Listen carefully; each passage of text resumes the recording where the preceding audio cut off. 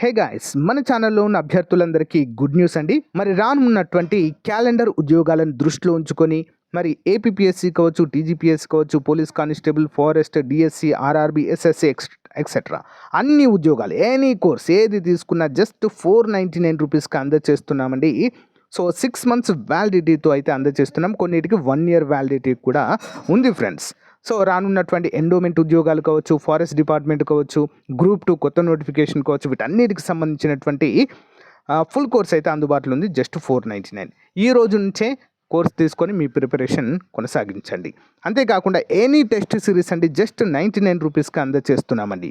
50,000 ప్రశ్నలతో each and every టాపిక్ని క్లియర్గా ఎక్స్ప్లెయిన్ చేయడం అయితే జరిగింది. ఓకేనా. కోర్సులో కూడా 20 years ఎక్స్పీరియన్స్డ్ ఫ్యాకల్టీ చేత క్లాసెస్ చెప్పించామండి. పర్ఫెక్ట్గా ఉన్నాయండి. ఒకసారి చూసి మీరే డిసైడ్ అవ్వండి.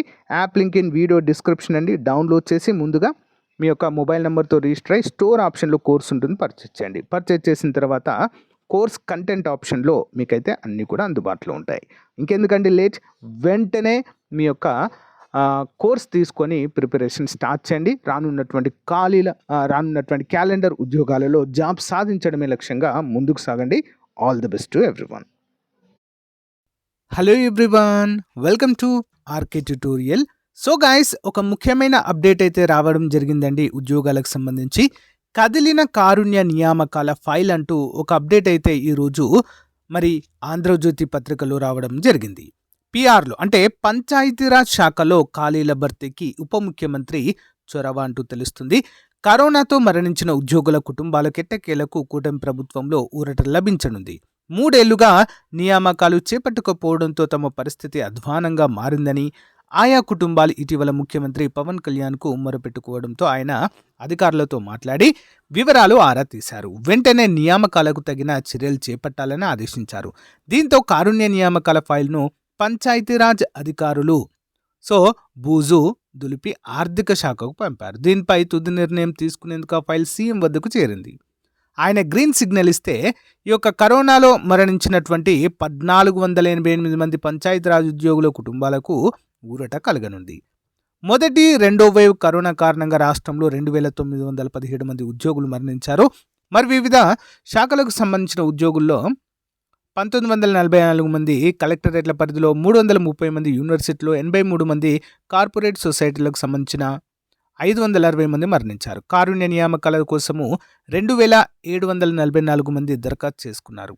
అయితే 1488 మందికి ఉద్యోగాలు కల్పించేందుకు అప్పట్లో నిర్ణయించారు. కానీ గత ప్రభుత్వం పట్టించుకోలేదు. 1149 మంది దరఖాస్తులు కాగా ఇంకా పెండింగ్ దశలోనే ఉన్నాయి. 107 మంది దరఖాస్తులు చేసుకోలేదు.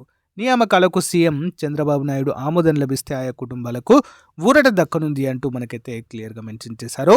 1488 ఖాళీలనైతే మనకు భర్తీ చేయబోతున్నట్లుగా అయితే క్లియర్గా సమాచారం ఉంది. అది కూడా పంచాయతీరాజ్ డిపార్ట్మెంట్లో.